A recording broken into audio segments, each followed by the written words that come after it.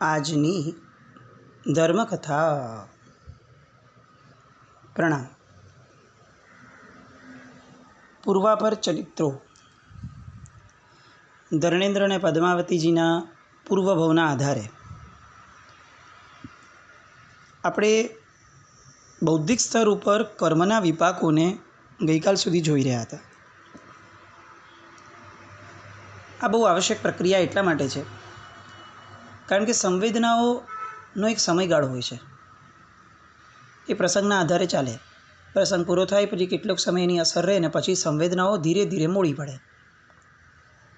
અને સંવેદનાઓ જ્યારે મોડી પડે છે એ સમયે જે રાજ કરે છે એ છે આપણું મન અને આપણી બુદ્ધિ. એટલે ધર્મને હંમેશા શરૂઆત બુદ્ધિથી કરવાની કીધી, પછી એ મનના સ્તર પર આવે ને પછી એ સમર્પણના સ્તર પર ચિત્તમાં આવે. બુદ્ધિના સ્તર વિના આપણે સીધા પ્રસંગમાં આવર્જિત થઈ અથવા કોઈ વ્યક્તિથી આવર્જિત થઈ અને ધર્મમાં જઈએ છીએ તો ફાયદો ચોક્કસ થઈ શકે છે, પણ ત્યારે મેક શ્યોર કરવું પડે કે જ્યારે આ સંવેદનાની અસર ઢળી જશે અને જ્યારે બુદ્ધિ હાવી થઈ જશે એ સમયે આપણું મન ક્યાંક આ ધર્મની શ્રદ્ધાથી વિચલિત ન થઈ જાય. એ જોવું એ આપણી વ્યક્તિગત અને નૈતિક ફરજ છે. બધી જ ફરજો ગુરુ ભગવંતો પૂરી કરે એવું ન થઈ શકે. મોક્ષ આપણે શોધવો પડે. એટલે એ હેતુસર આપણે બૌદ્ધિક રીતે કેટલીક ગઈકાલે વિપાકોદયની વાતો કરી. એમાં આપણે છેલ્લે એક પ્રશ્ન ઉપર હતા કે એવું કેમ થયું કે જ્યારે પેલા મેઘમાળીએ ઉપસર્ગ કર્યો ત્યારે પ્રભુને એના પર રોષ ન થયો. એ તો સાહજિક છે, પણ ધર્ણેન્દ્ર અને પદ્માવતીને એની પ્રત્યે રોષ કેમ ન થયો? આપણે ગઈકાલે હોમવર્ક તરીકે રાખ્યું હતું. આપણામાંના ઘણાએ કદાચ વિચાર્યું પણ હશે અને ઘણાના અપેક્ષાઓ ઘણાની સાચી પણ હશે, કારણ કે આમાં કોઈ ઉત્તરને એવો ન કહી શકાય કે આ એસ્ટાબ્લિશ જવાબ છે. દરેકના પોતપોતાના પ્રયત્નો છે. પણ એક સામાન્ય રીતે વિચાર કરીએ તો ધર્ણેન્દ્ર અને પદ્માવતીના ભવની અંદરમાં પુરંદર રાજા અને રાણી, એમને જ્યારે ગુરુ ભગવંતે મહોત્સવપૂર્વકે એમને દેશના સાંભળી ત્યારે સાહજિક રીતે કોઈ પણ વિકલ્પ વિના સમ્યક દર્શન અને 12 વ્રત એ એમણે ઉચ્ચાર્યા. કોઈ વિકલ્પ ન થયો. પછીનું જીવન પણ બહુ સરસ રીતે ચાલતું હતું. એ પછીથી કોઈ કર્મનો મન પર ઉદય થયો અને પુત્ર માટેની જે ધારા હતી એ થોડી ચડિયાતી બની.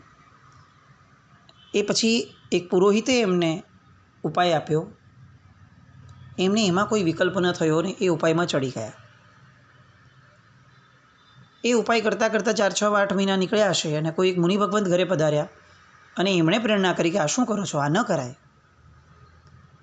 અને એમણે તરત તહત્તી કરી અને પહેલા પ્રયત્નને છોડી દીધો.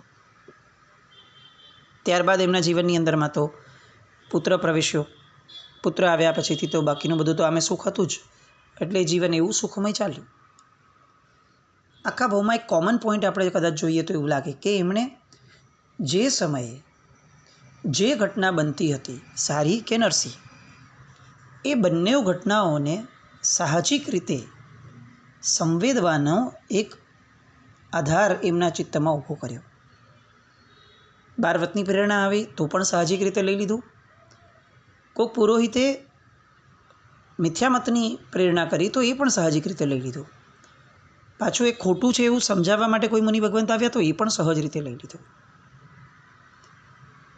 આના કારણે ચિત્ત ઉપર એક સ્વભાવની ધારા ઊભી થઈ હશે કે જે સમયે જે પર્યાયમાં જે ઘટે જે બને એને મુખ્ય રાખવો, એની સામેના વિકલ્પોને ગૌણ કરી દેવા. હવે આ જ સંસ્કારને આપણે આ પરિપ્રેક્ષમાં વિચારીએ કે જ્યારે ભગવાન ઉપર મેઘમાળીએ ઉપસર્ગો કર્યા. ધર્ણેન્દ્ર અને પદ્માવતીએ જોયું કે આ તો એ પરમાત્મા છે કે જેમણે નાગનાગણ તરીકે અમને ઉગાર્યા હતા, એ સતત એમનું સેવન કરતા હોવા જોઈએ દર થોડા સમયે. અને ધ્યાન ગયું કે ઓહો, એમની પર તો ઉપસર્ગ છે. એવા સમયે આ ઉપસર્ગના નિવારણની વાત એમના મગજમાં મુખ્ય બની અને ઉપસર્ગ કરનાર કેટલો દુષ્ટ છે આ વિચારધારા સાવ ગૌણ અને કદાચ નહિવત બની ગઈ. અને એ ધારા એટલી બધી પ્રબળ હતી કે ભગવાન જ્યારે એમને ઉપર લઈ લીધા જળથી, પેલો મેઘમાડીનો ઉપસર્ગ નષ્ટ થયો, મેઘમાડી થાકીને જાય છે એ સમયે પણ એમનું ચિત્ત, ધર્ણેન્દ્ર અને પદ્માવતીજીનું ચિત્ત જે છે એ પ્રભુની સ્તવનામાં જ છે. કાર્ય પૂરું થઈ ગયું, ચાલો હવે તો આપણે ઓલાને લતાડીએ, નહીં. જેમની પ્રત્યે આકર્ષાઈ, જેમની ભક્તિ સ્વરૂપે આપણે આ ઉપસર્ગનું નિવારણ કર્યું હતું, એ ઉપસર્ગના નિવારણ બાદ હવે એમની ભક્તિ જ થવી જોઈએ, બીજું કંઈ ન થવું જોઈએ. આ ગુણ બહુ મોટો છે. આપણે કોઈ એક વ્યક્તિને એના દુઃખમાંથી તાત્કાલિક ધોરણે બહાર ઉગારી લઈએ, એ પછીથી આપણે એટલી બધી વિકલ્પોની ઘટમાળમાં હોઈએ, જો હું ના આવ્યો તો આ થઈ ગયું હોત, પહેલાં તો આમ જ કર્યું હતું, એ તો આવું વિચારતો હતો, આ સાવ ખોટું હતું, આ તો સારું ભગવાને આપણને મતિ સુજાડી. બહુ બધા વિકલ્પો. એક સુકૃત કર્યું છે તો એ સુકૃતને સુકૃત તરીકે જ રહેવા દઈએ. એ સુકૃતની આસપાસ દુષ્કૃતોની ઝાડ ઊભી ન કરીએ, આવો વિચાર આપણને નહીં આવે. સંઘમાં, સંસ્થાઓમાં, પરિવારમાં કોઈ પણ સારું કામ કર્યું હશે એટલે આપણે તરત એમ કહીએ, આ તો ઠીક છે, હવે હું હતો એટલે થયું, બાકી કોણ કરત, બીજા બધા તો કેવા છે આપણને ખબર છે. કેમ સુકૃતને આપણે આદર્શ તરીકે ઊભું નથી રાખવું? કેમ એને પણ નિંદાના પાપની સાથે જોડી અને સામાન્ય કરી દેવું છે? ધર્ણેન્દ્ર અને પદ્માવતીજીની આરાધના આપણામાંના ઘણા લોકો કરતા હશે. એ પાર્શ્વનાથ ભગવાનને પણ પૂજતા હશે, જાપમાં લેતા હશે તો જાપમાં પણ પદમાં પેલા ધર્ણેન્દ્ર પદ્માવતીને યાદ કરતા હશે. ચોક્કસપણે એ પ્રભાવક હશે, પ્રભાવક છે. આ જગતમાં પાર્શ્વનાથ ભગવાનનું પુરુષાદાનીય સ્વરૂપ આપણે સૌ જોઈએ છીએ, પણ એમનો આ ગુણ એ પણ એ સમયે આપણને લક્ષ્યમાં આવવો જોઈએ. પરિસ્થિતિમાં જે મુખ્ય છે એને જ મુખ્ય રાખવું, ગૌણને નહિવત ગૌણ કરી દેવું. અને આ ગુણ બહુ મોટો છે.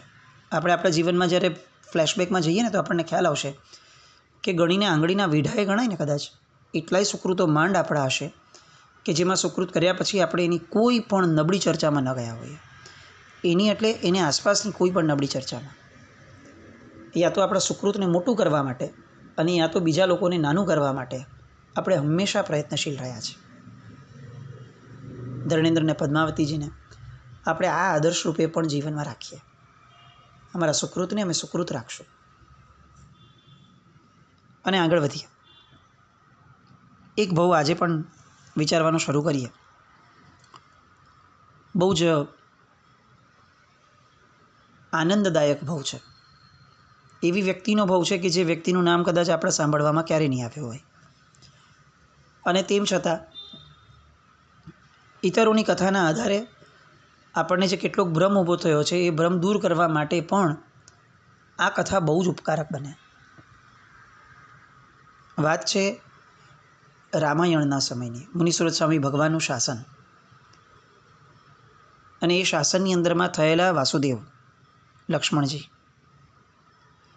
એ લક્ષ્મણજીના સમયની વાત છે. વાસુદેવ છે 16,000 પત્નીઓ એમને હોય છે. આ 16,000 પત્નીમાંની પટરાણી તરીકેની પત્ની એ તો કેવી જબરદસ્ત કહેવાય.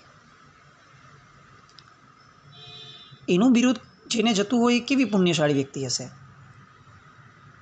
આપણે એની વાત કરવી છે. લક્ષ્મણજીની 16,000 પત્નીઓની પટરાણી એવી વિશલ્યા રાણી. આપણે લોકોએ નામ પણ કદાચ ઓછું સાંભળ્યું હશે, પણ એટલી બધી પવિત્ર અને પુણ્યવંતી સ્ત્રી હતી કે એની માટે એવું કહેવાતું હતું કે વિશલ્યાનું સ્નાન કરેલું પાણી, રૂટીનની વાત છે, એ રૂટીનમાં પણ જે પાણીથી સ્નાન કરે એ પાણી, એનો જો કોઈની ઉપર છંટકાવ કરવામાં આવે તો એના મારી, મરકી, મંત્રતંત્ર વગેરે દર્દો તત્ક્ષણ ઓન ધેટ વેરી મોમેન્ટ શમી જાય.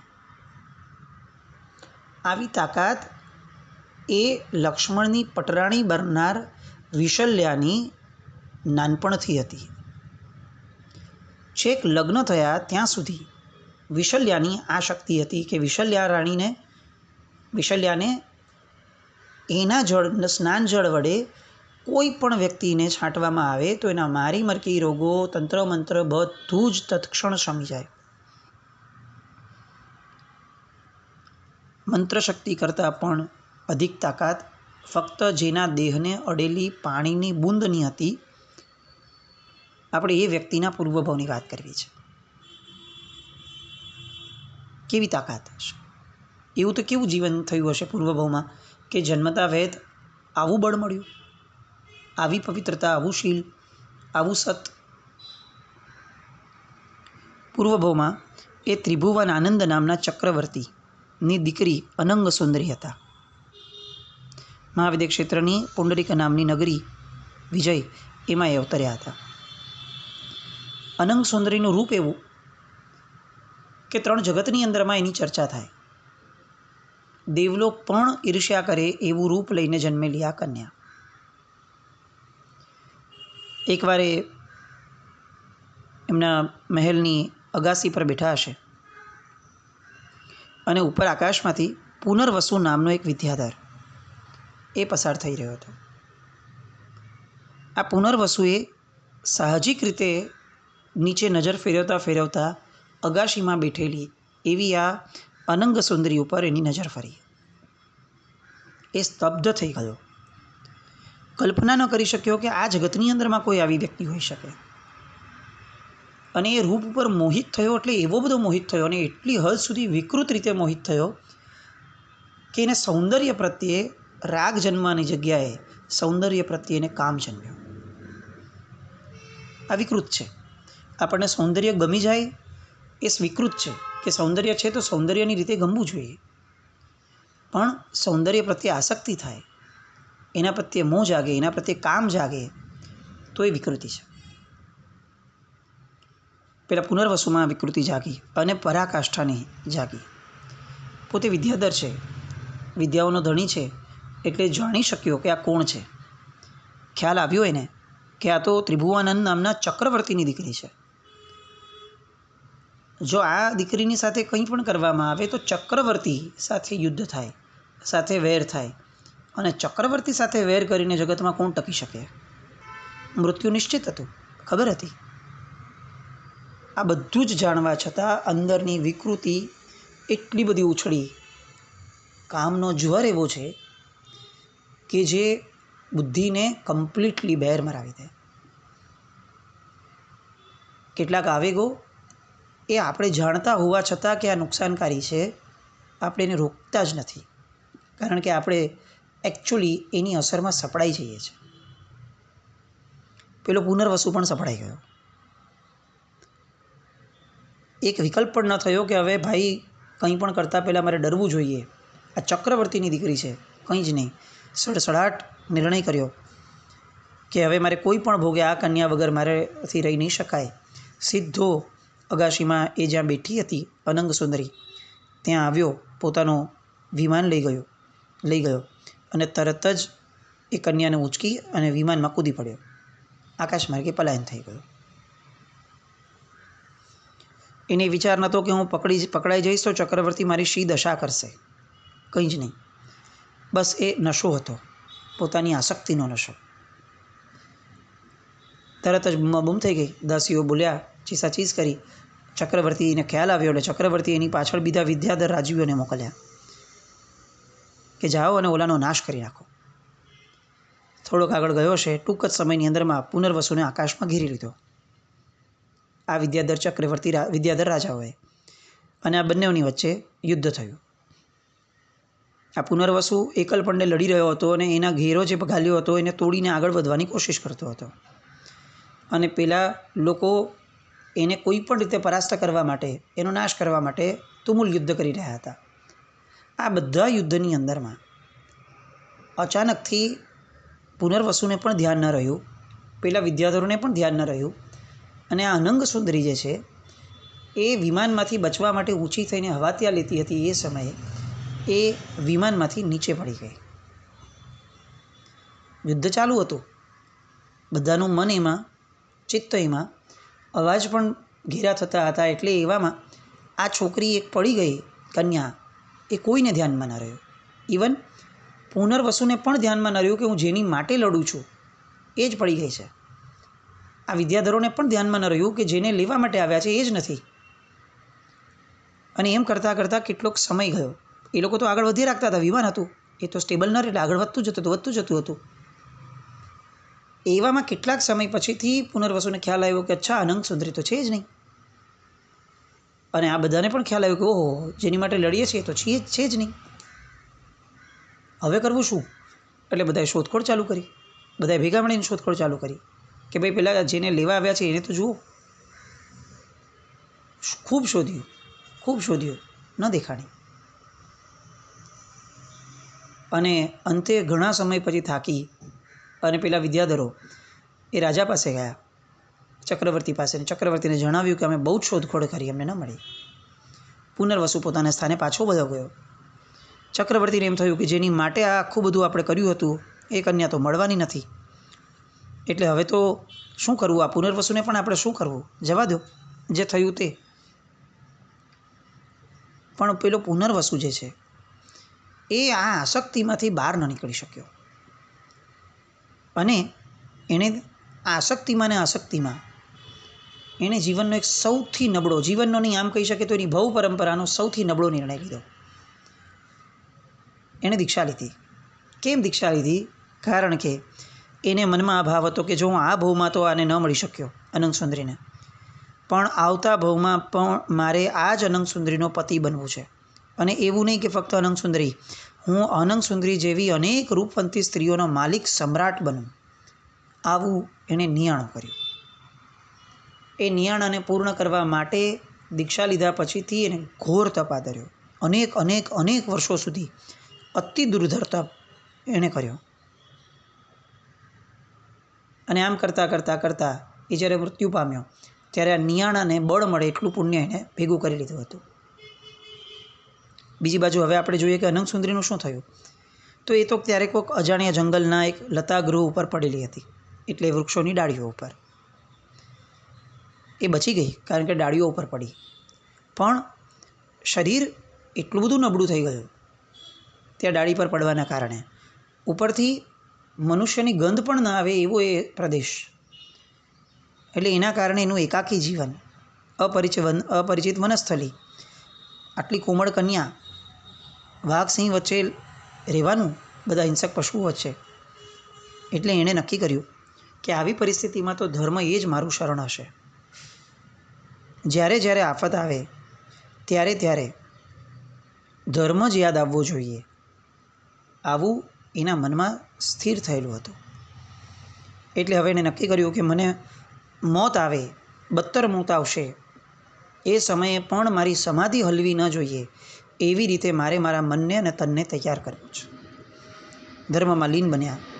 એમણે અણશન સ્વીકારી લીધું. ક્ષમતાપૂર્વક તપ કરવા લાગ્યા, સમજણપૂર્વકનો. દુષ્કર્મનો વધુ પ્રચંડ ઉદય થતો હતો. એના કારણે શરીર કૃશ થતું જતું હતું.